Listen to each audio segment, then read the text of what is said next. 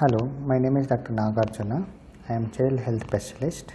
This channel mainly focus on parents and other members who are involved in child health management. This channel is not intended for professional carers. So coming to the most important topic is fever. So most of the guidelines are taken from the Indian Pediatric. So what is fever? Is it a friend or an enemy? Normal body temperature is around 98.6 Fahrenheit plus or minus about 0.6 degrees. When the body detects any infection or inflammation, the brain responds by raising the body temperature to help fight the condition. So fever is sort of body defense mechanism against various types of insult. A high body temperature is beneficial to us in two ways. Firstly, the raised temperature helps in controlling the disease process, and secondly, it is an important sign which tells us that all is not well in the body, and hence prompt us to look for the underlying cause. However, fever does make a child uncomfortable and increases the metabolic needs of the body. Fever itself a friend nor an enemy, rather it is a messenger that brings you notification whenever your body is responding to an insult. Okay. During consultation, many parents tells us, my baby's forehead always feel warm when touched. Is it fever? So touching is a crude and unreliable method of temperature measurement. A digital thermometer is best for taking the temperature. Do not use mercury thermometer as it is toxic and could break. Although the most accuracy way to take a temperature is through rectum, it needs some expertise in performing and may not be comfortable for child. The axillary method is fairly precise and most commonly used in children.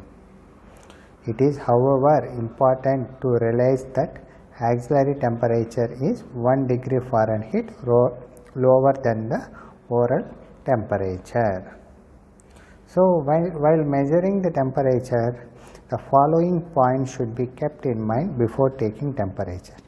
Digital thermometer, most commonly used. Always read the manufacturer's instructions carefully before use. It can be used for measuring axillary or oral temperature. Always clean the thermometer with a clean sterile cloth before use.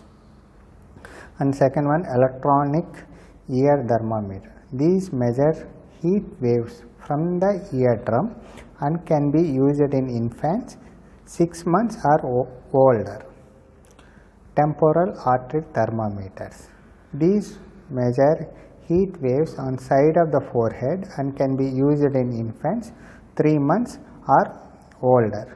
It is a promising tool for screening children at low risk in hospitals.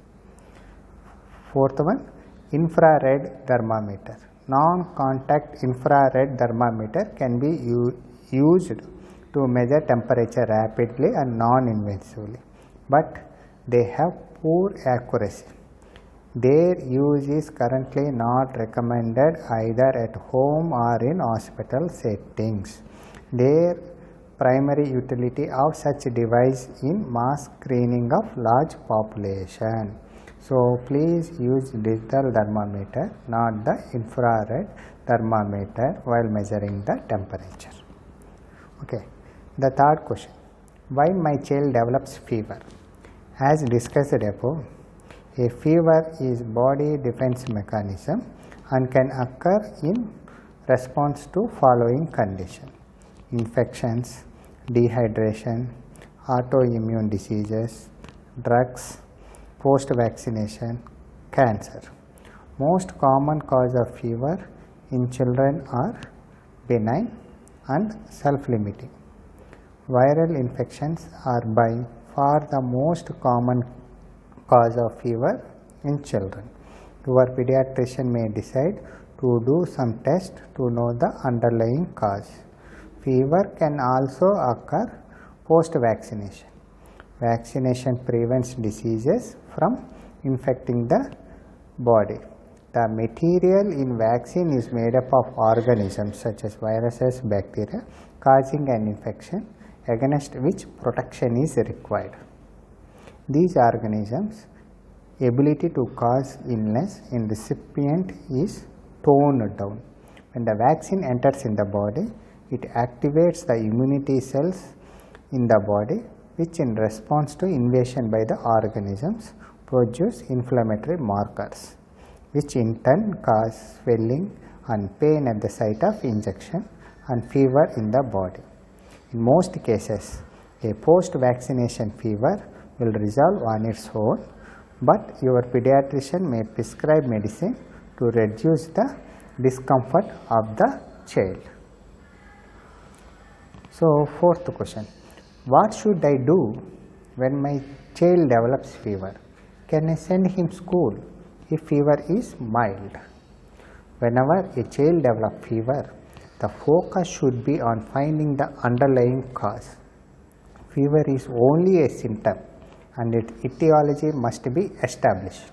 The main objective of treating fever is to reduce the discomfort of child rather than to just reduce the temperature. So, do the following to make the child comfortable. Do not overdress the child. Have him wear loose clothes as per season. Keep the child well hydrated. Children may lose more fluid during the fever. Medications such as paracetamol, ibuprofen can be used in doses recommended by doctor. Tepid sponging with water at 28 to 30 degrees Celsius can be done to reduce the temperature after medication is administered. Use of cold water for sponging is not recommended in fever. Sponging should be done by continuous wiping of the body with tepid water from head to toe for 15 to 20 minutes. Sponging action ensures that water film is constantly moving, thus maximizing heat conduction.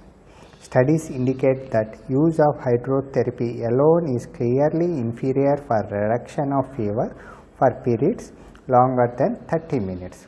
However, external cooling could still be of value if it potentiates activity of antibiotic. Child can also be given a bath with tepid water during fever. Bathing can actually help bring down your fever. Young infants less than 3 months old should not be kept exposed for long due to the risk of hypothermia. Mild fever with no symptoms is usually not a reason enough for a child to stay at home, but many schools and child care centers request a child not to return until at 24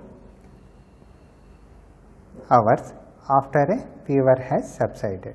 It is preferred to not send a child to school during febrile illness for the following two reasons. Child may have contagious underlying infection, mostly viral infections are highly contagious, which may spread to the other region. The second, the child may feel weak, uncomfortable and dehydrated during fever episodes, making it difficult to sit in the school. Should I give antibiotics for fever? No. Fever in children is most commonly caused by viral infections. Antibiotics are drugs used specifically against bacterial infection. They are not effective against viruses, and their indiscriminate use for every febrile illness is not warranted. In a febrile illness, your doctor will decide whether the child needs antibiotics depending on if she is suspecting a bacterial infection. Sixth question. My child does not want to eat anything during fever. What should I do? The discomfort and muscle aches associated with fever make a child fussy and dull. It is important to maintain hydration during fever, and the child should be encouraged to take small sips of water and light meal during illnesses. Complete inability to take anything, even fluids and breast milk, from mouth is an indication to visit your doctor. When should I be worried for fever? Most febrile illnesses are not serious. However, you should visit the pediatrician immediately if your child is younger than 3 months or has any one of the following: extreme lethargy, drowsiness, excessive cry or irritability, vomiting everything and are not able to accept feeds orally, headache, neck stiffness or breathing difficulty, abnormal body movements or abnormal behavior, fever persisting for more than 5 days, temperature is above 104 Fahrenheit. Similarly, in a febrile child, following signs should make you relaxed, playful and active during interfebrile period, acts like himself herself during most of the day, feeding well, passing urine normally. Is it true that high fever can lead to seizures and brain damage in children? Febrile seizures are convulsions that occur in a child with fever. These seizures usually occur in kids 6 months to 5 years old. Children are most likely to have febrile seizures if they have family history of febrile seizures or if they have already had one in the past. Most children outgrow having febrile seizures by the time they are 5 years old. There is no evidence that intensity of fever is linked to the probability of having febrile seizures or brain damage in children. Also, these seizures do not increase the risk of further epilepsy. Doctor prescribed paracetamol for my elder son. Can I use the same for my younger children? Drugs in children are administered according to their body weight. Wrong dosage may lead to toxicity and unwanted side effects. You should always consult your pediatrician before administering any drug to your child. Different brands may have different formulation and strength of medicine. This should be confirmed with pharmacist before buying the drug. My baby's fever does not come down to normal even after giving paracetamol. Can I use other medicines? Paracetamol is the safest drug for fever to be used in children. If given in correct dose, that is 15 mg per kg body weight, it brings symptomatic relief. Remember, the purpose of fever medicine is not to bring down the temperature to normal level, but to provide symptomatic relief to child by reducing pain and discomfort. If fever was high, say 104 Fahrenheit, administration of paracetamol may bring down to 101 Fahrenheit and not make the child febrile. In children who are unable to take orally, your doctor may decide to give paracetamol suppository through rectal route. Please avoid overdosing if fever does not normalize. You can repeat the next dose after 4 to 6 hours if required. Other medicines, ibuprofen, are also available and should be used only in consultation with your pediatrician. Though ibuprofen has similar efficacy as paracetamol in reducing the fever, it has more side effects. Sometimes combination of paracetamol and ibuprofen is prescribed to have a rapid response, but it has not been proved to affect the overall outcome. Also, combination drugs have more side effects than individual drugs. Mefinic acid is not recommended to be used in children owing to its serious side effects. Do not use aspirin or nimesulide for relief of fever in children. What not to do in fever?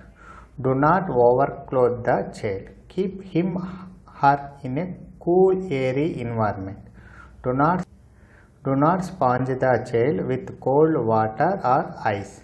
Always use tepid water if needed. Do not use aspirin or nimesulide for control of fever.